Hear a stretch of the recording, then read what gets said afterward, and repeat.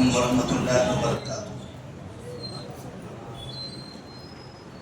بسم اللہ الرحمن الرحیم، الحمد للہ رب العالمین، والصلاة والسلام علی رسولہ الامین وعلی آلہ وصحبہ اجمعین ومن تبعهم بإحسان إلى يوم الدين، أما بعد، فأعوذ بالله من الشيطان الرجيم، بسم الله الرحمن الرحيم، ألف لام ميم صاد، كتاب أنزل إليك فلا يكن في صدرك حرج منه لتنذر به وذكرى للمؤمنين، اتبعوا ما أنزل إليكم من ربكم ولا تتبعوا من دونه أولياء قلیلا ما تذکرون۔ آج کے درس میں سورۃ الاعراف کی تفسیر کا کچھ خلاصہ آپ کے سامنے پیش کریں گے۔ سورۃ الاعراف یہ مکی سورہ ہے اور اس میں تقریباً 206 آیتیں ہیں۔ مکی سورت کا مطلب جو صورتیں نبی کریم صلی اللہ علیہ وسلم کی مکہ سے مدینہ کی جانب ہجرت کرنے سے پہلے نازل ہوئی اسے مکی سورہ کہا جاتا ہے، اور جو سورہ ہجرت کے بعد نازل ہوئی ہے اسے مدنی سورہ کہتے ہیں۔ مکی کا یہ مطلب نہیں ہوتا ہے کہ جو مکہ میں نازل ہوئی، یا مدنی کا مطلب یہ نہیں ہوتا کہ جو مدینہ شہر میں نازل ہو۔ مکی کا مطلب یہ ہوتا ہے جو ہجرت سے پہلے نازل ہوئی، اب چاہے وہ مکہ میں ہو یا طائف میں ہو یا کسی اور شہر کسی اور جگہ پر بھی ہو۔ ایسے ہی اگر کوئی سورت مثال کے طور پر ہجرت کے بعد نازل ہوئی اور اس وقت آپ صلی اللہ علیہ وسلم مکہ میں تھے تو بھی اسے مدنی سورہ کہا جائے گا۔ جب آپ صلی اللہ علیہ وسلم فتح مکہ کے وقت میں مکہ آئے، صلح حدیبیہ کے وقت میں بھی اس کے 1 سال بعد عمرے کے لیے مکہ آئے تھے، جب آپ حج کرنے کے لیے آئے تھے تب بھی آپ مکہ میں رہے تھے، مینا، عرفات، مزدلفہ، ان میدانوں میں بھی جو صورتیں یا جو آیتیں نازل ہوئی انہیں مکی نہیں کہا جاتا، انہیں مدنی کہا جاتا ہے، حالانکہ وہ مکہ میں نازل ہوئی ہے، لیکن چونکہ وہ ہجرت کے بعد نازل ہوئی تو جو سورہ ہجرت کے بعد نازل ہوتی ہیں اسے مدنی کہتے ہیں، اور جو ہجرت سے پہلے نازل ہوتی ہیں اسے مکی کہتے ہیں۔ سورۃ الاعراف جو سورہ ہے، اس سورہ کا جو پس منظر ہے یا اس سورہ کے نزول کا جو زمانہ ہے یہ اس وقت کا ہے، خاص طور پر جب نبی کریم صلی اللہ علیہ وسلم کو مکہ میں لوگ قتل کرنا چاہتے تھے۔ لوگوں نے پہلے الگ الگ طریقے اپنائے، زبان سے کبھی بری باتیں کہی، کبھی الزام لگایا، کبھی جھوٹ بولا، بہتان تراشی کی، گالیاں دی، دھمکیاں دی، اور یہ کرتے کرتے پھر کبھی ہاتھوں کا استعمال کیا، کبھی کچرا پھینکا، کبھی گندگی ڈال دی، کبھی آپ کو ہاتھوں سے تکلیف دیا، نقصان پہنچایا، اور پھر آہستہ آہستہ یہ تکلیفیں کم ہونے کے بجائے بڑھتی گئی، اور بڑھتے بڑھتے تکلیف میں بڑی تکلیف کیا ہے؟ کوئی انسان کسی کو بہت زیادہ تکلیف پہنچانا چاہتا ہو تو موت سے زیادہ اور کیا کر سکتا ہے؟ وہ قتل ہی کرے گا، اس سے آگے تو کچھ نہیں کر سکتا ہے، وہ آخری اسٹیپ ہے۔ تو کفار مکہ نبی صلی اللہ علیہ وسلم کے ساتھ پھر وہی کرنا چاہتے تھے، آپ صلی اللہ علیہ وسلم کو قتل کر دینا چاہتے تھے۔ وہ جو دور گزر رہا تھا کہ جب لوگوں کے دماغوں میں نبی کے خلاف اس طرح کی سازشیں رچی جا رہی تھی، تب اللہ تبارک و تعالیٰ نے سورۃ الاعراف نازل فرمائی۔ جب ہم اعراف دیکھتے ہیں، لفظ اعراف، اس سورہ کو جب اعراف کہا جاتا ہے تو اعراف اس لیے کہتے ہیں کہ اس میں لفظ اعراف کا استعمال ہوا ہے۔ وَبَيْنَهُمَا حِجَابٌ وَعَلَى الْأَعْرَافِ رِجَالٌ يَعْرِفُونَ كُلًّا بِسِيمَاهُمْ، اس میں لفظ اعراف کا استعمال ہوا، اسی اعراف سے سورہ کا نام ہے۔ بعض مرتبہ سورہ کے نام ہے، ایسا ضروری کہ پورے سورہ کے اندر خاص طور پر اسی سے متعلق کچھ بات ہو، کہیں اشارہ بھی اگر ہو تو اس حساب سے اس کا نام رکھا جاتا ہے۔ یہاں اعراف کے بارے میں تھوڑا سا مختصر سا تذکرہ ہے، لیکن اس سورہ میں اصل جو باتیں ہیں، جو زیادہ ذکر کی گئی ہیں، وہ دوسری ہیں، اور دوسری کیا ہے اس سورہ کے اندر؟ سورہ اعراف یہ قرآن مجید کی 7ویں سورہ ہے۔ جب ہم نمبر بتاتے ہیں تو یہ نمبر قرآن کے حساب سے، جیسے قرآن میں لکھا ہوا ہے اس حساب سے، ورنہ قرآن کے نزول کے حساب سے اگر دیکھا جائے تو نزول کی ترتیب یہ نہیں ہے۔ یعنی ایسا نہیں ہے کہ پہلے سورہ فاتحہ نازل ہوئی تو سورہ فاتحہ پہلے آ گئی، پھر سورہ بقرہ نازل ہوئی تو اس کے بعد آئی، لکھی گئی، پھر سورہ آل عمران نازل ہوئی، اس کے بعد اس کو لکھا گیا، پھر سورہ نساء نازل ہوئی، اس کے بعد اس کو لکھا گیا۔ ایسا نہیں تھی، یہ طریقہ ایسا نہیں تھا، بلکہ نزول کی جو ترتیب ہے، ہم نے ایک واقعہ پڑھا ہے، اس واقعے سے آپ اندازہ لگا سکتے ہیں۔ ایک ہی مثال کافی ہمیں سمجھنے کے لیے، اور وہ مثال ہے اقرأ بسم ربک الذی خلق۔ اگر پوچھا جائے اقرأ بسم ربک الذی خلق، سورہ بقرہ میں ہے یہ؟ نہیں ہے۔ سورہ آل عمران، نساء، مائدہ، انعام، اعراف یہاں کہیں ہے؟ نہیں ہے۔ کہاں آئیں گے؟ نہ پہلے پارے میں ہے نہ دوسرے پارے میں، سیدھے آخری پارے میں ہے، 30واں پارہ، پھر 30ویں پارے کے اندر بھی بالکل آخر میں ہے۔ اگر یہ پوچھا جائے کہ اقرأ بسم ربک الذی خلق، خلق الانسان من علق، اقرأ وربک الاکرم الذی علم بالقلم، علم الانسان ما لم يعلم، یہ کب نازل ہوئی؟ تو جواب ہوگا کہ سب سے پہلے قرآن میں ابھی کچھ بھی نازل نہیں ہوا تھا، نہ سورہ فاتحہ، نہ سورہ بقرہ، نہ سورہ آل عمران، کوئی بھی آیت نازل نہیں ہوئی تھی۔ سب سے پہلے جو آیتیں نازل ہوئی وہ اقرأ بسم ربک الذی خلق ہے، لیکن کہاں لکھی گئی ہے؟ وہ 30ویں پارے کے بالکل آخر میں۔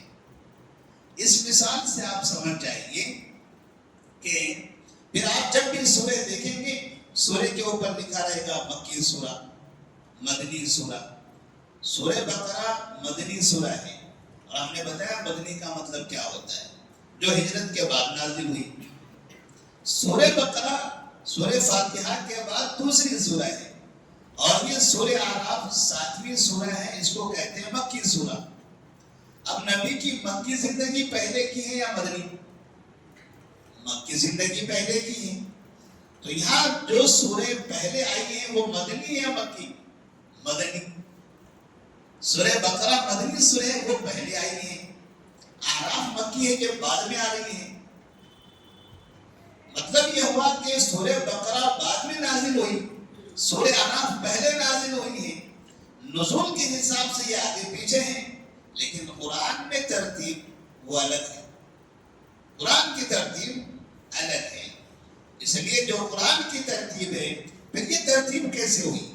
جب نازل ہوئے سے وہ ترتیب سے ہوئی تھی، تو پھر یہ ترتیب کہاں سے آئی؟ یہ ترتیب بھی نبی کریم صلی اللہ علیہ وسلم نے بتائی۔ ایسا نہیں ہے کہ کسی نے بعد میں یہ ترتیب دے دیا، جیسے بعض مرتبہ لوگ الزام لگاتے ہیں عثمان غنی رضی اللہ تعالیٰ عنہ پر، وہ بس ایسی ہی باتیں ہیں، لوگوں کو بس الزام لگانے کا موقع ہے، لوگوں نے کہہ دیا، بازار میں وہ چیزیں مشہور ہیں لیکن اس کا حقیقت سے کوئی تعلق نہیں ہے. یہ جو ترتیب ہے یہ نبی صلی اللہ علیہ وسلم نے بنائی تھی. اسی ترتیب سے آپ قرآن مجید پڑھا کرتے تھے. اسی ترتیب سے آپ نے جبرائیل علیہ السلام کو رمضان زندگی کے آخری رمضان میں 2 مرتبہ سنایا تھا. اسی ترتیب سے اور اسی ترتیب سے صحابہ رضی اللہ تعالیٰ عنہ قرآن پڑھا کرتے تھے. تو یہ نبی نے ہی ترتیب بنائی تھی. اور جب نبی بناتے ہیں تو وہ کہاں سے بنتی ہے؟ نبی کی اپنی مرضی سے نہیں, وہ اللہ تبارک و تعالیٰ کے حکم سے. تو جس نے قرآن نازل کیا ہے اسی نے اس کی ترتیب بھی دیا ہے. کتاب اس کی, کلام اس کا, ترتیب بھی اسی کی ہے. تو سورہ اعراف یہ 7ویں نمبر کی سورہ ہے اور اس میں مکمل 7 نبیوں کے واقعات ہیں. 7ویں سورہ ہے اور 7 نبیوں کے واقعات ہیں. ہر نبی کے واقعے میں ایک الگ الگ پیغام ہے. لیکن نبیوں کے جو واقعات ہیں ان واقعات میں ان کے قصوں میں بڑی تفصیل ہے. انہیں اگر ہمیں پڑھنا ہو, سمجھنا ہو تو کبھی ہم قرآن مجید کی تفسیر جو خاص احسن البیان کے نام سے جو مختصر تفسیر ہے جو سعودی عرب سے شائع ہوتی ہیں, احسن البیان, جس میں ترجمہ محمد جوناگڑی رحمہ اللہ کا ہے اور تفسیر حافظ صلاح الدین یوسف صاحب کی ہے. ایک جلد میں وہ تفسیر ہے. جب سعودی عرب میں مدینہ منورہ کی آپ زیارت کریں, وہاں جائیں تو جہاں قرآن پرنٹنگ پریس ہے وہاں چلے گئے تو آپ کو اردو میں جو تفسیر وہاں مفت میں دستیاب ہوتی ہے وہ احسن البیان ہے. اب ہمارے پاس الگ الگ جگہوں سے وہ کتاب پرنٹ ہوتی ہے. اردو کی سب سے بہترین مختصر اور جامع تفسیر, مختصر بھی ہے, کم وقت میں آپ اسے پڑھ سکتے ہیں.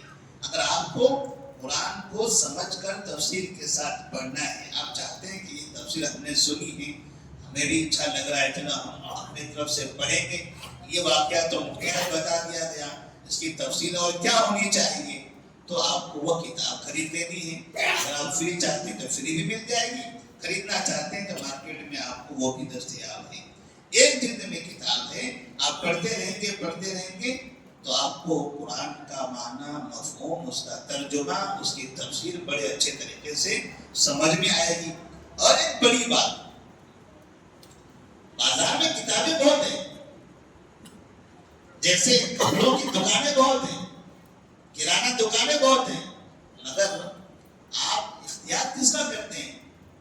اصلی ہو, صحیح ہو, ایسی جگہ میں ہم انتخاب کرتے ہیں. ورنہ کوئی بھی میڈ ان چائنا یہاں سے وہاں سے کچھ بھی بول کر ہم کو دے دے گا, ہم گھر آ کر دیکھیں کہ پتا چلا دھوکہ ہو گیا, یا پہلے نہیں معلوم پڑا, ایک ہفتے کے بعد جب ہم نے دھو لیا تب پتا چلا یہ تو کچھ اور ہی نکلا. کبھی ایسا بھی ہوا ہے, ہم نے دیکھا بعض مرتبہ لوگ بازار سے جوتا خرید کر لاتے ہیں, بہترین چمکدار کالا جوتا, اور 1-2 دن جب مسجد میں آتے ہیں وضو خانے میں وضو کرتے ہیں, جوتا گیلا ہوتا ہے تو پتا چلا ایک طرف سے آہستہ آہستہ کلر نکل رہا ہے اس کا. ایسے واقعات بھی رونما ہوتے ہیں. ایسے ہی کتابوں کا بازار بھی ہے, ایسے ہی کتابوں کا بازار بھی ہے. کتابیں بہت لکھی ہیں لوگوں نے, لیکن صحیح کتاب, مدلل کتاب اور معتمد کتاب اگر ہم کو تفسیر کی پڑھنی ہے تو ہم نے صرف ایک ہی نام بتایا ہے آپ کو. آپ اسی پر اکتفا کر لیں, 10 تفسیروں کے نہ نام سمجھیں نہ ان کے الجھن میں جائیں. ایک تفسیر پڑھیں, اعتماد کے ساتھ پڑھیں, آپ کو ساری باتیں اس سے سمجھ میں آ جائیں. تو سورۃ الاعراف کو اللہ تبارک و تعالیٰ نے اس کی شروعات فرمائی تو سب سے پہلے آدم علیہ السلام کا واقعہ بیان فرمایا. آدم علیہ السلام کو اللہ تبارک و تعالیٰ نے جب پیدا فرمایا تو وہاں فرشتوں سے کہا تھا کہ آپ آدم علیہ السلام کے سامنے سجدہ کرو. وَلَقَدْ خَلَقْنَاكُمْ ثُمَّ صَوَّرْنَاكُمْ ثُمَّ قُلْنَا لِلْمَلَائِكَةِ اسْجُدُوا لِآدَمَ فَسَجَدُوا إِلَّا إِبْلِيسَ لَمْ يَكُنْ مِنَ السَّاجِدِينَ. تمام فرشتوں نے سجدہ کیا سوائے ابلیس کے. सजदे से بعض مرتبہ لوگ یہ استدلال کرتے ہیں کہ دیکھو غیر اللہ کو سجدہ کر سکتے ہیں. لوگ کہتے ہیں غیر اللہ کے سامنے سجدہ کرنا حرام ہے، شرک ہے. لیکن وہ جواب دیتے ہیں کہ ہم تو درگاہوں پہ سجدہ کر رہے ہیں. کیوں کر رہے ہیں؟ جب اللہ تبارک و تعالیٰ نے فرشتوں سے کہا کہ آدم کو سجدہ کرو، تو کیا آدم اللہ ہے کیا غیر اللہ ہے؟ غیر اللہ ہے. اللہ خود غیر اللہ کو سجدہ کرنے کا حکم دے رہا ہے، تو غیر اللہ کو سجدہ کرنا پھر شرک کہاں سے ہوا؟ یہ اعتراض، یہ سوال بھی اٹھاتے ہیں، یہ اعتراض بھی کرتے ہیں، اور اس طرح سے پھر دنیا میں جہاں جہاں پتھروں کے سامنے، درختوں کے سامنے، مورتیوں کے سامنے جو سجدے کیے جاتے ہیں، ان تمام سجدوں کو جائز قرار دیتے ہیں. یہ جو سجدے کا مقام ہے، یہ آسمان پر، یہ آسمان پر، یہ آسمان کا واقعہ ہے. اس کے بعد اللہ تبارک و تعالیٰ نے زمین پر آنے کے بعد جب آدم علیہ السلام حوا علیہ السلام کو زمین پر بھیجا، تو کبھی بھی کسی بھی انسان کو اس بات کا حکم نہیں دیا کہ وہ آدم کو سجدہ کرو. نہ آدم کی اولاد کو حکم دیا، حتیٰ کہ نبی کریم صلی اللہ علیہ وسلم نے بھی اپنے صحابہ کو حکم نہیں دیا.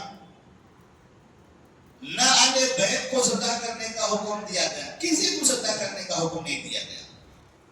اگر وہ سجدہ دنیا میں اسی طرح جائز ہوتا جیسے آج لوگ کر رہے ہوتے ہیں، تو پھر آدم علیہ السلام سے لے کر نبی تک اس زمانے میں کہیں نہ کہیں کوئی نہ کوئی نبی غیر اللہ کے سامنے سجدہ کرنے کا حکم دے دیتے کہ چلو مورتیوں کے سامنے سجدہ کرو، کوئی مسئلہ نہیں ہے. جبکہ قرآن نے باقاعدہ ایسے سجدوں کو شرک کہا اور کرنے والوں کو مشرک بتایا.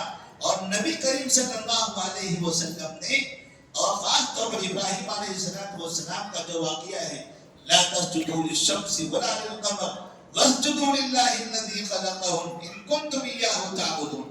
نہ سورج کو، نہ چاند کو، نہ کسی اور کو سجدہ کرو، اللہ کو سجدہ کرو.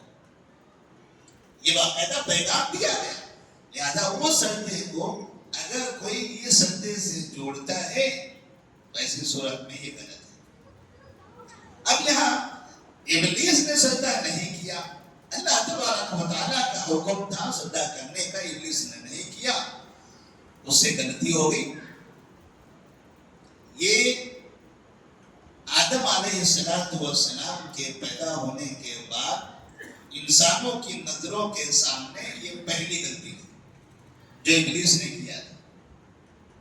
یہ پہلی غلطی تھی، اور اس غلطی کے بعد اس کا جو رد عمل تھا ابلیس کا، کہ اس نے غلطی کی، بجائے توبہ کرنے کی، معافی مانگنے کی، وہ سرکشی کرنے لگا.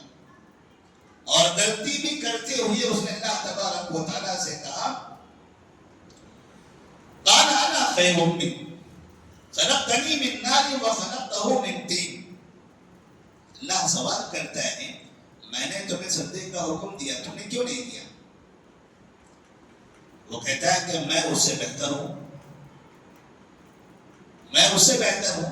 تو نے مجھے آگ سے پیدا کیا ہے، اسے مٹی سے، لہذا میں اس سے بہتر ہوں. بھلا میں بہتر ہوتے ہوئے اس کے سامنے سجدہ کیوں کروں؟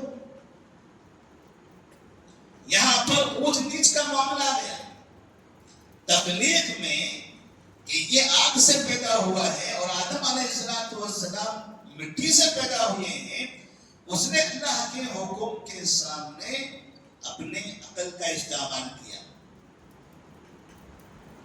اور شریعت ہمیں یہ سکھاتی ہے کہ جب آپ کے سامنے اللہ کا حکم ہو، نبی کا فرمان ہو، تو آپ کو سیدھے مان لینا ہے، آنکھیں بند کر کے اسے قبول کر لینا ہے کہ بس یہ رب کا حکم ہے. جیسے کوئی سوال کرے آپ سے، آپ کا جب وضو ٹوٹ جاتا ہے، نماز پڑھنا ہے تو آپ وضو کرتے ہو، وضو میں ہاتھ دھوتے ہیں، چہرہ دھوتے ہیں، پیر بھی دھوتے ہیں، سر کا مسح کرتے ہیں. لیکن اگر پانی نہ ہو تب تیمم کرتے ہیں. پانی نہ ہو تو تیمم کرتے ہیں. تیمم میں کیا کرتے ہیں؟ مٹی منہ پر اس کو ملتے ہیں، ہاتھوں پر ملتے ہیں، پیر پر ملتے ہیں. سر کے مساج کی طرح پورا مٹی سر پر ڈالتے ہیں نہیں، صرف ہلکا سا ایسے زمین پر مٹی پر ہاتھ مارتے ہیں اور اسی سے چہرے پر ایسے ہاتھ پھیرنا ہے اور ایسے ہاتھوں کے اوپری حصے پر اس طرح سے آپ نے ہاتھ پھیر لیا، آپ کا مسح ہو گیا. اب کوئی سوچے کہ اگر آدمی ناپاک ہو جائے، نماز پڑھنے کے لیے باقاعدہ پاک اگر ہونا ہو تو اسے ہاتھ دھونا ہے، چہرہ دھونا ہے، پیر دھونا ہے، سر کا مسح کرنا ہے، کلی کرنا ہے، ناک میں پانی ڈالنا ہے. بنا اس کا بدل یہ تیمم کیسے ہو سکتا ہے؟ بنا ایسے مٹی پر ہاتھ مار کر چہرے پر ہاتھ گھمانے سے اور دونوں ہاتھوں کے پیٹھ پر ہاتھ گھما دینے سے آدمی پاک کیسے ہو گیا؟ آدمی اگر سوچے تو آدمی کو عجیب لگے گا، لیکن شریعت کا حکم ایسا ہے. شریعت کہتی کہ آپ کو ایسا کرنا ہے، ایسا کرنے سے آپ پاک میں شمار ہو جاؤ گے. آپ ناپاک تھے، ایسا کرنے سے آپ پاک ہو گئے. اب آپ کو نماز پڑھنے کی اجازت ہے، آپ نماز پڑھ سکتے ہیں. اسی انداز میں آپ کی نماز سے ہو جائے گی، آپ پاک مانے جاؤ گے. اللہ تبارک و تعالیٰ نے، نبی نے آپ کو اس کا حکم دیا، ہم نے قبول کر لیا، ہم نے قبول کر لیا. اب اگر اس کے پیچھے سائنسداں تحقیق کرے کہ آخر یہ مٹی سے ہوتا کیا ہے، تب آپ کو پتا چلے گا کہ وہ لوگ عجیب عجیب انکشافات کرتے ہوئے نظر آتے ہیں. واقعی یہ مٹی اتنی زیادہ اثر انداز ہے کہ انسان کی جسم پر جو ناپاکی یا گندگی لگی ہو وہ انسان کو مکمل طور پر پاک کر دیتے ہیں. اسے لیے کہا جاتا ہے اللہ تبارک و تعالیٰ کا حکم آئے، نبی کا فرمان ہے، آپ کو قبول کرنا ہے، عقل کا استعمال نہیں کرنا ہے. جہاں عقل سے آپ اس کو رد کرو گے قرآن اور حدیث کو، تب وہاں گمراہی ہوگی. اور سب سے پہلی گمراہی ابلیس کی اسی وجہ سے ہوئی. قال انا خیر منہ خلقتنی من نار وخلقتہ من طین. اس کے بعد اللہ تبارک و تعالیٰ نے آدم علیہ السلام کو جنت میں رہنے کا حکم دیا، حوا علیہ السلام کے ساتھ. اور ساتھ میں چونکہ ابلیس نے سرکشی کرتے ہوئے یہ کہا تھا کہ میں تیرے بندوں کو گمراہ کروں گا، تو اللہ تبارک و تعالیٰ نے چاہا کہ آدم علیہ السلام اور حوا علیہ السلام کو آزمایا جائے. کیا وہ لوگ ابلیس کی باتوں میں آتے ہیں، اس کے بہکاوے میں آتے ہیں یا نہیں آتے؟ جنت میں ان کو رکھا اور کہا کہ وَلَا تَقْرَبَا هَذِهِ الشَّجَرَةَ فَتَكُونَا مِنَ الظَّالِمِينَ. اس جنت میں بہت سے پھل ہیں، آپ کو جو کھانا ہے کھاؤ، لیکن ایک درخت ہے وہ اس درخت کا پھل نہ کھانا.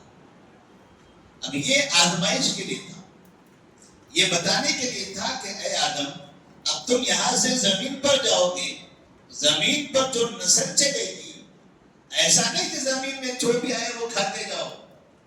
وہاں بھی کھانے کی چیزیں بہت سی ہوگی، جن میں سے کچھ حلال ہوں گے، کچھ حرام ہوں گے، کچھ آپ کے لیے جائز ہوں گے، آپ کھا سکتے ہو جس سے آپ جنت میں جاؤ گے، اور کچھ ایسے ہوں گے جو منع ہے، وہ کھاؤ گے تو جنت سے باہر آ جاؤ گے، یعنی جنت آپ کو نہیں ملے گی. اور آدم علیہ السلام نے وہ پھل کھا لیا جس کے کھانے کے بعد ان کو جنت سے نکل جانا پڑا. یعنی جس چیز سے اللہ نے منع کیا ہے، اگر وہ کام ہم نے کیا تو جنت ہمیں نصیب نہیں ہوگی. ہم نے اگر اس سے پہلے اچھے اعمال بھی کیے ہوں تو ہماری حرام روزی محرمات جس سے شریعت نے منع کیا ہے وہ کھانے پر ہمارے نیک اعمال بھی ہم کو جنت سے دور کر دیں گے. اور کھانے پینے میں، یہ آزمائش میں انسان کو بہکاتا کون ہے؟ یہ شیطان۔ جیسے ابلیس نے آدم علیہ السلام کو بہکایا، اور بہکایا بھی کتنے اچھے انداز سے، اللہ تبارک و تعالیٰ نے اس کا ذکر فرمایا ہے، فَوَسْوَسَ لَهُمَا الشَّيْطَانُ لِيُبْدِيَ لَهُمَا مَا أُورِيَ عَنْهُمَا مِنْ سَوْآتِهِمَا وَقَالَ مَا نَهَاكُمَا رَبُّكُمَا عَنْ هَٰذِهِ الشَّجَرَةِ إِلَّا أَن تَكُونَا مَلَكَيْنِ أَوْ تَكُونَا مِنَ الْخَالِدِينَ وَقَاسَمَهُمَا إِنِّي لَكُمَا لَمِنَ النَّاصِحِينَ۔ قسم کھا کھا کر آدم اور حوا علیہ السلام کو ابلیس یہ بتاتا رہا۔ ابلیس نے بہکایا، کیسے بعض لوگ کہتے ہیں وہ سانپ کی شکل میں گیا، وہ فلاں طریقے سے گیا، وہ سب طریقے سے جانے کی کوئی ضرورت نہیں ہے۔ اللہ تبارک و تعالیٰ نے شیطان کو یہ قوت عطا کی ہے کہ وہ کہیں بھی منتقل ہو سکتا ہے، ہوا کے ساتھ منتقل ہوتا ہے، انسان کے رگوں میں داخل ہو جاتا ہے، اسے سانپ بن کے نالی سے جانے کی کوئی ضرورت نہیں ہے، وہ شکل تبدیل ہو کر کے بھی جا سکتا ہے۔ تو یہاں پر ابلیس نے انہیں کیا بتایا کہ اللہ تبارک و تعالیٰ نے اس سے تمہیں جو منع کیا ہے اس کی وجہ کیا ہے؟ ان تکونا ملکین او تکونا من الخالدین، اس کو کھانے کے بعد یا تو آپ فرشتے بن جاؤ گے یا ہمیشہ جنت میں رہنے لگو گے۔ اس کا مطلب یہ ہوا کہ دنیا میں بہت سے فراڈ قسم کے لوگ، فراڈی لوگ آپ کو دھوکہ دینے سے پہلے ہتھیلی میں جنت دکھاتے ہیں۔ آپ ایسا کرو، دیکھو اب 1 مہینے تک آپ کا ایسے ہو جائے گا، 1 سال بس ایسے انویسٹ کرو، دیکھو آپ خود کفیل ہو جاؤ گے۔ کتنے اماموں کو برباد کر دیا گیا، مساجد کے اماموں کو، مساجد کے مؤذنین کو، علماء کو۔ امام ہیں آپ لوگ، قوم کے لوگ آپ پر ظلم کرتے ہیں، تنخواہیں تھوڑی سی دیتے ہیں، ایسے غریبی کی زندگی گزر رہی ہے، آ جائیے ہمارے پاس، دیکھیں انویسٹ کیجیے، پھر دیکھیے آپ کے کسی مسلی پر آپ کو تکیہ لگانے کی ضرورت نہیں رہے گی، آپ خود کفیل ہو جاؤ گے۔ راتوں رات ایسے مالدار بننے کے خواب دکھاتے ہیں، اور اس خواب میں جب آنکھیں بند ہوتی ہیں، کھلنے کے بعد پتہ چلتا ہے کہاں ہے ہم، سب لٹ گیا، برباد ہو گئے۔ ایسے ہی ابلیس نے یہاں پر بہکایا آدم علیہ السلام کو کہ بس یہ پھل کھا لو، اتنا کھا لو گے یا تو آپ فرشتے بن جاؤ گے یا جنت میں ہمیشہ رہنے لگو گے۔ اب بھلا کون نہیں بننا چاہتے ہیں فرشتہ؟ کون نہیں رہنا چاہے گا جنت میں؟ آدم علیہ السلام ان کے بہکاوے میں آ گئے اور انہوں نے وہ پھل کھا لیا۔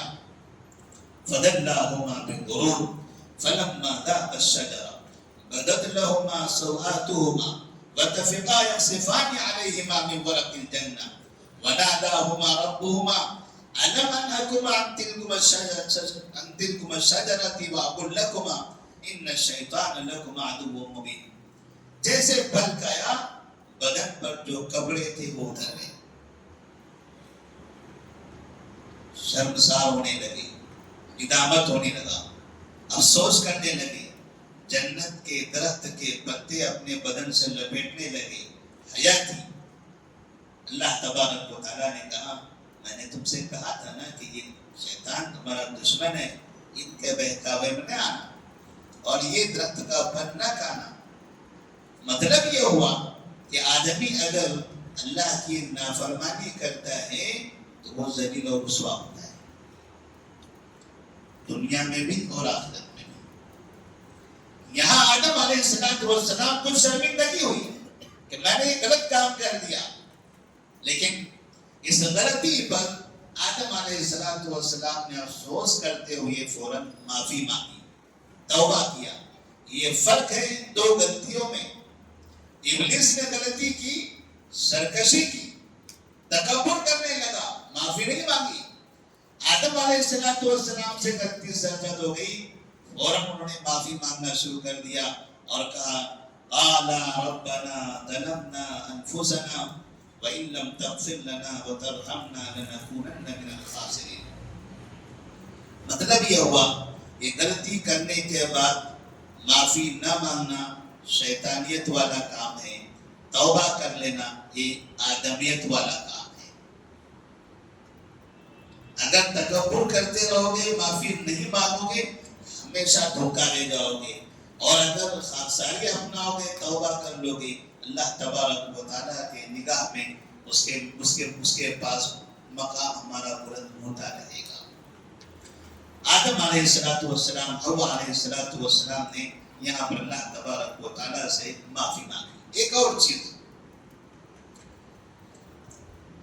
جب آپ کے پاس نعمت ہو، اللہ تبارک و تعالیٰ نے آپ کو اچھی زندگی دی، اچھا گھر دیا، اچھی دکان آپ کی چل رہی ہے، آپ تجارت میں ترقی کر رہے ہیں، تو خاص طور پر جب آپ کو لگے کہ میں ترقی کر رہا ہوں، جب آپ کو محسوس ہو کہ میری زندگی اچھی چل رہی ہے، فوراً سمجھ جانا کہ پھر آپ کے پیچھے حاسدین اب لگیں گے۔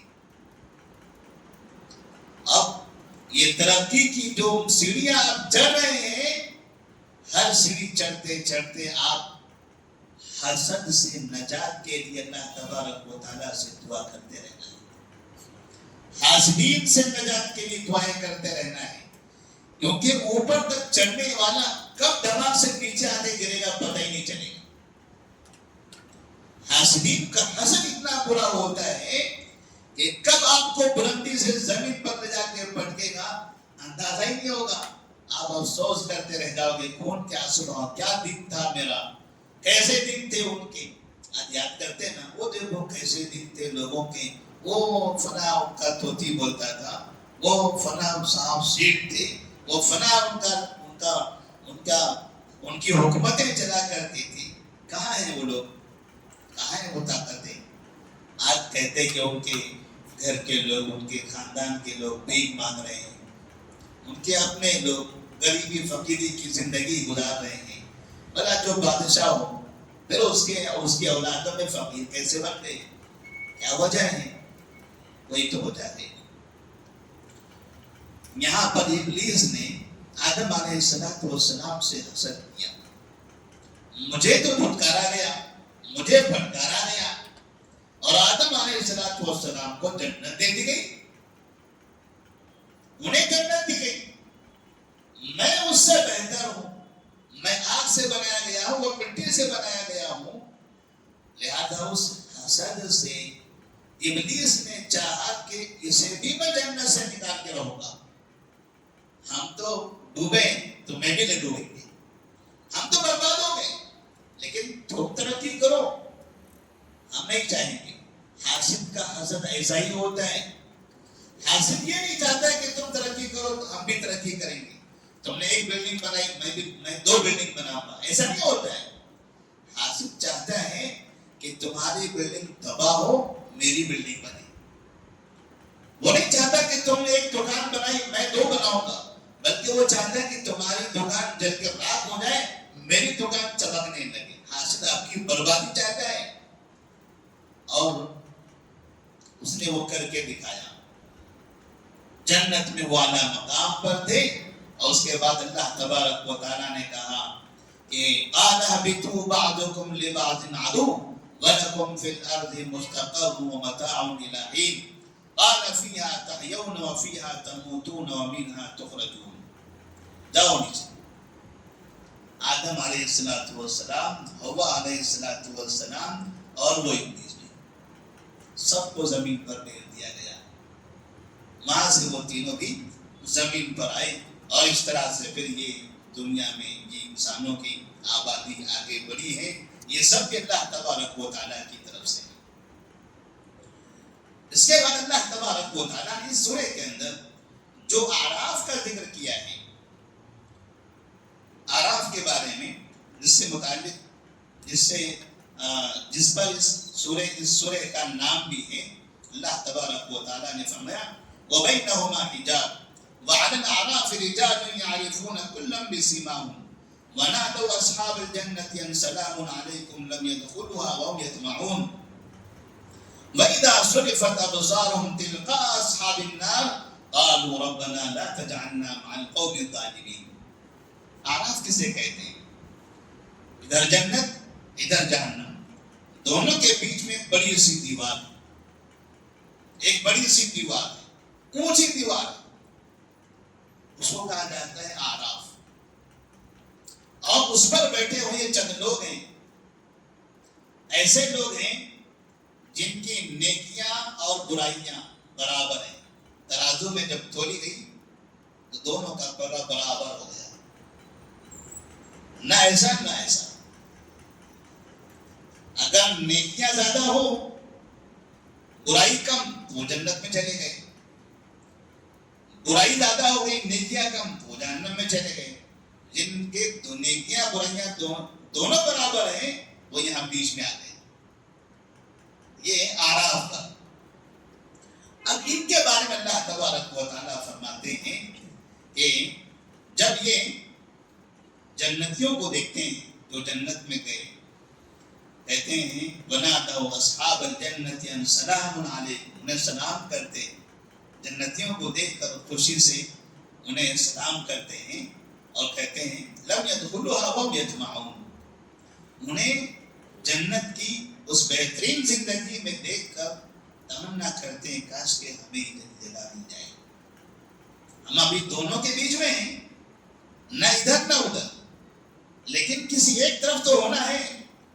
اس لیے کہ فیصلہ یا تو جنت کا ہوگا یا تو جہنم کا ہوگا، بیچ میں کوئی نہیں رہنے والا ہے. فی الحال ابھی ہم ہیں، لیکن ہم یہ چاہتے ہیں کہ ہمیں یہ جگہ مل جائے، جنت مل جائے. اور جب ادھر دیکھتے ہیں جہنم والوں کی طرف تو کہتے ہیں قالوا ربنا لا تجعلنا مع القوم الظالمین، اے اللہ اس ظالم قوم کے ساتھ تو ہمیں نہ بنا، ان کے ساتھ ہمیں نہ رکھ. اللہ تبارک و تعالیٰ نے اس سے دنیا والوں کو ایک پیغام دیا ہے کہ دنیا میں آپ کے پاس جنت اور جہنم دونوں راستے ہیں، جنت اور جہنم دونوں راستے ہیں. ان دونوں راستوں کے بیچ میں آپ موجود ہیں. اب آپ کو اختیار کرنا ہے کہ آپ جنت کا راستہ چاہتے ہو یا جہنم کا راستہ چاہتے ہو. اعراف والوں نے چاہا کہ ہمیں جنت مل جائے، ان کا ساتھ ہمیں ملے، ہمیں جہنم والوں کے ساتھ نہ بنا. تو اللہ تبارک و تعالیٰ نے ان کی امید کے اعتبار سے انہیں جنت والا بنا دیا. دنیا میں ہمارے پاس دو راستے جنت اور جہنم کے. ہمارا امتحان یہ ہے کہ ہم اب دونوں میں سے کون سا راستہ پسند کرتے ہیں. جو راستہ ہم پسند کریں گے اس راستے پر اللہ تبارک و تعالیٰ ہمیں ڈال دے گا. اگر ہم نے جنت والا راستہ پسند کیا، وہ راستے پر چلتے رہے، مطلب ہم جنتی بنیں گے. اور اگر ہم نے جہنم والا راستہ پسند کیا، وہ راستے پر چلتے رہے، تو پھر ایسی صورت میں ہمارا حشر بھی برا ہوگا. پھر اللہ تبارک و تعالیٰ نے آگے نوح علیہ السلام اور ہود علیہ السلام، صالح علیہ السلام، لوط علیہ السلام، شعیب علیہ السلام، الگ الگ جیسے ہم نے کہا 7 انبیاء کا ذکر ہے. پہلے نبی آدم علیہ السلام اور ان کے بعد نوح علیہ السلام، ہود علیہ السلام، صالح علیہ السلام، لوط علیہ السلام اور شعیب علیہ السلام، اور بالکل آخر میں تفصیل کے ساتھ موسیٰ علیہ السلام. اس سورہ کے اندر موسیٰ علیہ السلام کا واقعہ بہت تفصیل سے بیان کیا گیا ہے. درمیان میں آدم علیہ السلام اور موسیٰ علیہ السلام کی دونوں کی تفصیلی واقعات کے بیچ میں 5 نبیوں کے مختصر قصے ہیں اور ان کی قوموں کے نتیجے ہیں. ایک قوم ہے جس نے شرک کیا، نوح علیہ السلام کی قوم نے شرک کو ایجاد کیا، ان کو سیلاب اور طوفان سے برباد کر دیا گیا. ایک قوم ہے جس نے جو دنیا کے اندر شرک بھی کرتی تھی اور ساتھ میں بڑے بڑے پہاڑوں کو تراش کر گھر بناتی تھی، تکبر کرتی تھی، اپنے نبی کی نافرمانی کرتی تھی. اللہ تبارک و تعالیٰ نے اسے آندھی کے ذریعے تباہ کر دیا. ایک قوم جس نے دنیا کے اندر مردوں کے ساتھ خواہشات پوری کرنے کی رسم شروع کر دی تھی. اس کو لواطت کہا جاتا ہے. اللہ تبارک و تعالیٰ نے اس قوم کو زمین سے آسمان تک اٹھا کر پٹک دیا اور پھر آسمان سے پتھروں کی بارش نازل کر کے اسے ختم کر دیا. ایک ایسی قوم جس نے ناپ تول میں، لین دین میں کمی بیشی کرنا شروع کر دی، چاہے وہ ناپنے والی ہو، وزن کرنے والی ہو، گننے والی ہو، زمین کی شکل میں ہو، کوئی بھی شکل میں ہو، لین دین کاروبار کے اندر، تجارت میں اس نے بےمانی کرنا شروع کر دیا. اللہ تبارک و تعالیٰ نے اس قوم کو بھی تباہ کر دیا. اخلاقی برائی ہو، معاشی برائی ہو، عقیدے کی برائی ہو، ایسی کوئی بھی برائی اللہ تبارک و تعالیٰ نے، اور پھر ایمان سے دوری، کفر اختیار کرنا، شرک کرنا، ایسی برائیوں کے بدلے میں ان لوگوں کو الگ الگ طرح کے عذاب دیے گئے. اللہ نے یہاں پر مشرکین مکہ کو بھی تنبیہ کر دی، تم بھی نبی کی نافرمانی کر رہے ہو تو آپ صالح علیہ السلام کی نافرمانی کرنے والے کا انجام پڑھ لو.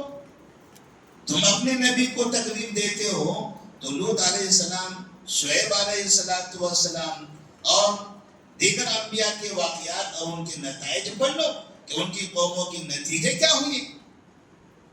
اور پھر اس کے بعد آخر میں موسیٰ علیہ السلام کا جب ذکر فرمایا، اس سے پہلے اللہ تبارک و تعالیٰ فرماتے ہیں وَلَوْ أَنَّ أَهْلَ الْقُرَىٰ آمَنُوا وَاتَّقَوْا لَفَتَحْنَا عَلَيْهِمْ بَرَكَاتٍ مِّنَ السَّمَاءِ وَالْأَرْضِ وَلَكِنْ كَذَّبُوا فَأَخَذْنَاهُمْ بِمَا كَانُوا يَكْسِبُونَ. تمام نبیوں کی قوموں کے ان کے جرائم اور ان پر نازل ہونے والے عذاب کا تذکرہ کر کے اللہ تبارک و تعالیٰ فرماتے ہیں اگر یہ لوگ ایمان لے آتے، برائیوں سے اپنے آپ کو بچا لیتے تھے، لَفَتَحْنَا عَلَيْهِمْ بَرَكَاتٍ مِّنَ السَّمَاءِ وَالْأَرْضِ، تو ہم ان پر آسمان سے اور زمین سے برکتیں عطا کر دیتے. آسمان سے برکتیں نازل ہوتی، زمین سے برکتیں مل جاتی. یعنی زمین کے خزانے بھی انہیں ملتے، آسمان سے بھی اللہ تبارک و تعالیٰ خزانے ان کے اوپر، یعنی اوپر سے نیچے سے ہر جگہ ان پر نعمتیں نازل ہوتی اگر یہ ایمان لاتے اور متقی اور پرہیزگار بن جاتے. تو اللہ تبارک و تعالیٰ نے ایک بات یہ بتا دی کہ جو مومن ہوگا، جو متقی ہوگا، نیک ہوگا، برائیوں سے محفوظ رہے گا، اسے یقین کرنا چاہیے کہ اللہ تبارک و تعالیٰ ضرور اس کو روزی عطا کرے گا، اس کی زندگی میں برکتیں ضرور نازل ہوں. جب رب نے کہا ہے تو ہمارا ایمان ہے، ہمارا یقین ہے کہ اللہ تبارک و تعالیٰ ضرور ہماری زندگی میں رحمت اور برکت نازل کرے گا. شرط یہ ہے کہ ہمارا ایمان مضبوط ہو اور ہم متقی اور پرہیزگار بنیں.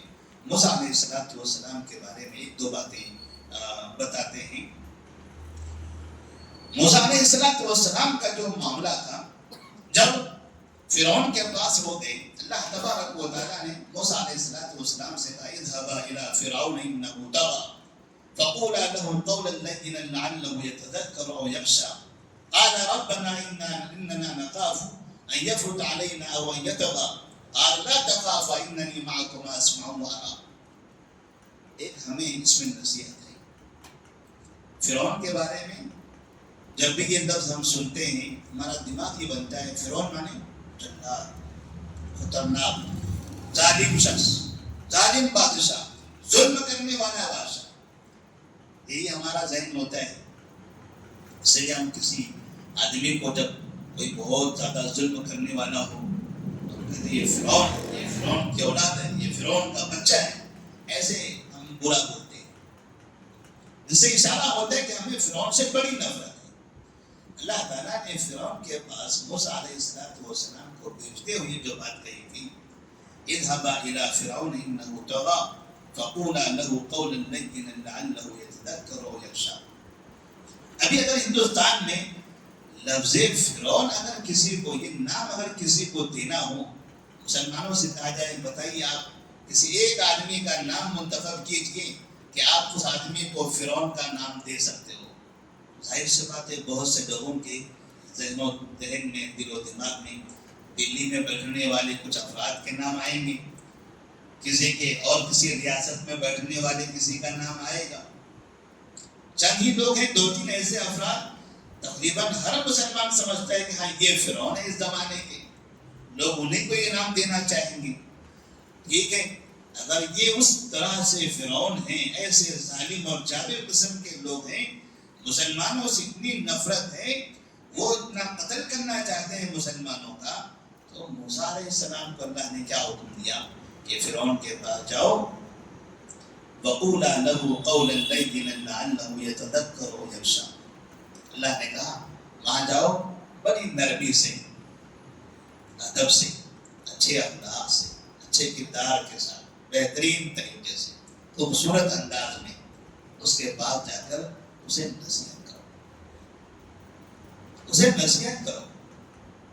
وہ جابر ہے، غالب ہے، طاقتور ہے، قوت پر گھمنڈ ہے، خونی انسان ہے. آپ ان کے پاس جاؤ، چیلنج کر کے نہیں، سینہ تان کر نہیں، نرمی کے ساتھ بہتر انداز میں جا کے اسے سمجھاؤ. آج ہمیں اس کی ضرورت ہے، آج ہمیں اس کی ضرورت ہے. جب فرعون جیسے کے پاس اللہ تبارک و تعالیٰ موسیٰ کو بھیجتے ہوئے کہتا ہے ایسے لوگوں کے سامنے آپ کو نرمی سے ان کے مقام کو سمجھتے ہوئے اچھی بات کہہ کے ان کے دلوں کو موڑنے کی کوشش کرو. ان کے ذہن میں، دل و دماغ میں جو باتیں نفرتیں بھری پڑی ہیں انہیں نکالنے کی کوشش کرو. آپ اگر یہ کام آپ تھوڑی سی خاکساری کے ساتھ کرنے میں کامیاب ہو جاؤ گے تو دیکھیں کتنی بڑی کامیابی ہوتی ہے. ورنہ گالی دینا، دھمکیاں دینا، سینہ تاننا، مظاہرے کرنا اور چیلنج کرتے رہنا، کہیں بھی کوئی بھی یہ کام کر سکتا ہے. یہ کام کوئی مشکل نہیں ہے. کسی بھی چوراہے پہ کھڑے رہ کے آدمی کسی کو بھی دھمکی دے دیتا ہے. جو اس کو دھمکی دیتا ہے جو سنتا بھی نہیں ہے، اسے دھمکی دے رہا ہے جو دیکھتا بھی نہیں ہے. جو سامنے موجود ہو اسے دھمکی دے کر دیکھو، معلوم پڑتا ہے. یہاں بیٹھتے دھمکی دلی کو دیتے ہیں، فلاں جگہ کی دھمکی دے رہے ہیں. یہ جو زبانیں ہماری ہو رہی ہیں آج کل، اس کا پلٹ کر نقصان بھی ہو رہا ہے، اس کا پلٹ کر نقصان بھی ہو رہا ہے.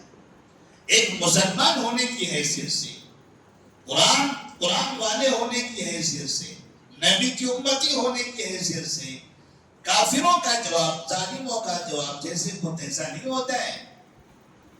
بہت فرق ہونا چاہیے ان میں اور ہم میں. موسیٰ علیہ السلام کے زمانے میں کتنے لوگوں کا قتل کیا تھا فرعون نے، بے تحاشا لوگوں کا. پھر بھی اللہ تبارک و تعالیٰ کہتا ہے جاؤ نرمی کے ساتھ جا کر ان کے سامنے آپ اپنی بات بیان کرو. اور پھر اللہ نے اور نظام بتایا کہ جو ظالم ہے وہ اپنا کام کرے گا. تم داعی ہو، دین کی دعوت دینے والے ہو، اسلام قبول کر کے لوگوں کو اسلام کی طرف بلانے والے ہو، تمہارا رویہ ان کے رویے سے الگ ہونا چاہیے. اور فرعون نے موسیٰ علیہ السلام کو ان کی دعوت کو چیلنج کرتے ہوئے انہیں ذلیل اور رسوا کرنے کے لیے باقاعدہ بھیڑ لگائی، جادوگروں کو بلایا، ملک کے بڑے بڑے جادوگروں کو جمع کر دیا. ہنگامہ بچ گیا پورے ملک میں. مصر جادوگروں کے لیے مشہور تھا. بڑے بڑے جادوگر آئے اور آنے کے بعد پہلے ان جادوگروں سے سودا ہوا کہ تم بہترین سے بہترین جادو کر کے دکھاؤ، موسیٰ علیہ السلام کو ہرا دو، انہیں ذلیل کر دو، جو مانگو گے وہ قیمت دینے کے لیے تیار، جو انعام چاہیے وہ انعام دینے کے لیے بادشاہ تیار ہے. اتنا بڑا انعام، اتنا بڑا چیلنج موسیٰ علیہ السلام کے لیے. موسیٰ علیہ السلام تو پہلے مختصر لوگوں کے پاس جا کر دعوت دیتے تھے. اب ان کی دعوت کے لیے ایک بڑا سا میدان تیار ہوا. جادوگر جمع ہوئے. موسیٰ علیہ السلام ان جادوگروں سے کہتے ہیں کیا تم پہلے اپنا جادو دکھانا چاہتے ہو یا میں دکھاؤں؟ بتائیے، مقابلہ کرنا ہے، آپ اپنا دکھائیے، ہم اپنا دکھاتے ہیں. تو انہوں نے کہا کہ چلیے پہلے ہم اپنا جادو دکھاتے ہیں. انہوں نے اپنی لاٹھیاں، اپنی رسیاں زمین پر پھینکی تو یہاں جہاں دیکھو وہاں پر صاف ہی صاف نظر آنے لگے. اللہ تبارک و تعالیٰ نے موسیٰ علیہ السلام سے کہا کہ آپ بھی اپنی لاٹھی پھینکی. جیسے ہی موسیٰ علیہ السلام نے لاٹھی پھینکی وَأَوْحَيْنَا إِلَىٰ مُوسَىٰ أَنْ أَلْقِ عَصَاكَ فَإِذَا هِيَ تَلْقَفُ مَا يَأْفِكُونَ. آپ نے لاٹھی پھینکی اور لاٹھی بڑا سا اژدہا بن گیا اور جتنے سانپ انہوں نے اپنی رسی اور لاٹھیوں سے بنائے تھے ان سب کو یہ نگلتا چلا گیا. وہ سب کو یہ نگلتا چلا گیا. جادوگر دیکھ کر حیران رہ گئے کہ ہم نے جو دنیا میں جادو سیکھا ہے, جو دکھایا ہے, ایسا جادو تو دنیا میں کوئی بھی نہیں دکھا سکتا. ہم سے بڑا استاد کوئی نہیں ہے, ہم استادوں کے استاد ہیں.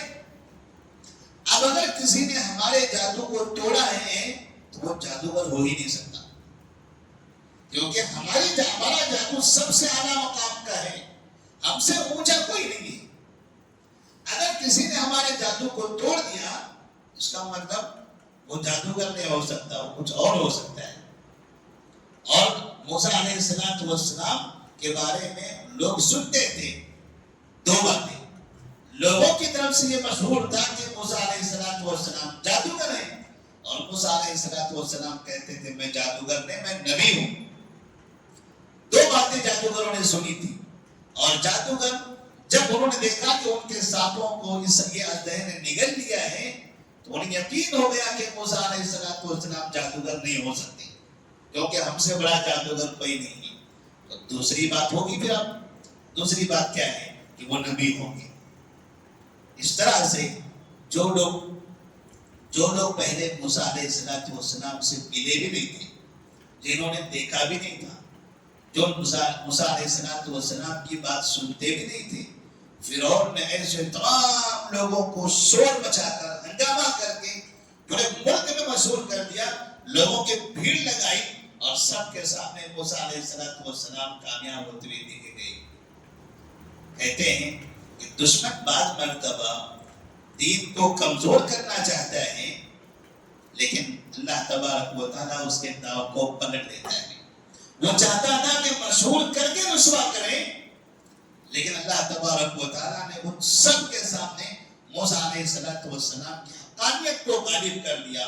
وَوَقَعَ الْحَقُّ وَبَطَلَ مَا كَانُوا يَعْمَلُونَ فَغُلِبُوا هُنَالِكَ وَانقَلَبُوا صَاغِرِينَ وَأُلْقِيَ السَّحَرَةُ سَاجِدِينَ. تمام جادوگروں نے ایمان لایا اور وہیں پر سجدے میں گر گئے. جن جادوگروں کو اگر سمجھانا ہوتا تو کئی دن لگتے تھے, کئی دن انہیں ان کے پیچھے محنت کرنی پڑتی تھی بتانے کے لیے. ایک ہی لمحے میں, ایک ہی میدان میں اتنے لوگوں کو سمجھانے کا موقع مل گیا. سب کے سب سجدے میں گر گئے اور اللہ تبارک و تعالیٰ نے اس سورے کو بھی سجدے کی آیت سے ختم کیا ہے. یہ جو سجدہ ہوا ان جادوگروں کا, کہ جادوگروں نے موسیٰ علیہ السلام کی حقانیت کو, آپ کی نبوت کو مانا, ایمان قبول کر لیا, انہوں نے سجدہ کیا. اس کے بعد فرعون نے ان کو دھمکی دی مارنے کی, قتل کرنے کی, ہاتھ کاٹنے کی, پیر کاٹنے کی, سولی پر چڑھانے کی, جتنی دھمکیاں دی ان سب نے سجدہ کرنے کے بعد کہا آج کے بعد سے دنیا کے کسی ظالم کے شر اور فساد سے, اس کے ظلم سے ہم ڈرنے والے نہیں ہیں. آپ ہمارے ہاتھ کاٹ دیجئے, پیر کاٹ دیجئے, سولی پر چڑھائیے, قتل کر دیجئے. قالوا آمنا برب العالمین رب موسیٰ و ہارون. ہم رب العالمین پر ایمان لا چکے ہیں, اب ہم اس سے انحراف نہیں کر سکتے. اللہ تبارک و تعالیٰ نے پھر اس سورہ کے بالکل اختتام پر جو آخری آیت ہے 206, ان الذین عند ربک لا یستکبرون عن عبادتہ ویسبحونہ ولہ یسجدون. جو لوگ تکبر نہیں کرتے اللہ تبارک و تعالیٰ کے سامنے وہ سجدہ ریز ہوتے ہیں, وہ سجدہ ریز ہوتے ہیں. یہ سجدہ کرنے کا جو واقعہ ہے, جادوگروں کی ایمان لانے کا جو واقعہ ہے, قرآن مجید کا ایک انمول واقعہ یا نبیوں کی زمانوں کے قصوں کا ایک انمول واقعہ ہے. ایک مقام پر, ایک ہی جگہ پر اتنے لوگ ایمان قبول کر لیتے ہیں. اس کا مطلب یہ ہوتا ہے کہ اگر ہندوستان میں اسلام کو, مسلمانوں کو میڈیا کے ذریعے بدنام کیا جا رہا ہے تو ہمیں پریشان ہونے کی ضرورت نہیں ہے، ہمیں پریشان ہونے کی ضرورت نہیں ہے۔ کوئی آدمی جا رہا ہوتا ہے، 10 لوگ ملتے ہیں، اسے مارتے ہیں، ویڈیو بناتے ہیں، نشر کر دیتے ہیں، دیکھو آپ نے مسلمان کو مار دیا۔ کوئی آدمی کسی کی داڑھی کھینچتا ہے، نشر کرتا ہے، کوئی کسی کا حجاب کھینچتا ہے، اس کو نشر کرتا ہے، کوئی قرآن کو گالی دیتا ہوا نظر آتا ہے، اسے نشر کر دیتا ہے۔ ساری میڈیا میں پھیل رہا ہے، ساری دنیا اس کو دیکھ رہی ہے، ہندوستان میں یہ حرکتیں ہو رہی ہیں۔ لیکن یاد رکھیے، یہ کہتے ہیں نا، کسی نے کہا تھا چڑھتا سورج دھیرے دھیرے ڈھلتا ہے، ڈھل جائے گا۔ یہ ان کی جو قوت ہے، ان کی جو شرارت ہے، یہ بڑھ رہی ہے، یہ بڑھ رہی ہے، اور یہ بڑھنے کا مطلب ہے اسلام کے نور کے سارے ہندوستان میں پھیلنے کی گھنٹی بج چکی ہے۔ یہ کافروں کی قوت کی گھنٹی نہیں ہے، یہ اسلام کے غلبے کا موقع آ چکا ہے، کیونکہ جب ظلم بڑھے گا تب اسلام پھیلتا چلا جائے گا۔ اب سمجھیے کہ ہندوستان کے اندر بہت بڑا انقلاب آنے والا ہے۔ ان ظالموں کے ظلم کی وجہ سے ان کے گھر گھر میں اسلام داخل ہوگا۔ جیسے فرعون کا جب ظلم بڑھا تو اللہ تبارک و تعالیٰ نے موسیٰ علیہ السلام کے ذریعے پورے مصر کو مسلمانوں کا ملک بنا دیا۔ ایسے ہی ہندوستان دنیا کے نقشے میں ایک دن مسلمانوں کا ملک مانا جائے گا۔ اللہ سے دعا کریں، اللہ تبارک و تعالیٰ تمام کو قرآن مجید پر یقین کرنے، اللہ کے پیغام پر یقین کرنے کی توفیق عطا فرمائیں، اور ہمیں اپنے ایمان پر ثابت قدم رہنے، کتاب و سنت پر عمل کرنے کی توفیق دیں۔ السلام علیکم ورحمۃ اللہ وبرکاتہ۔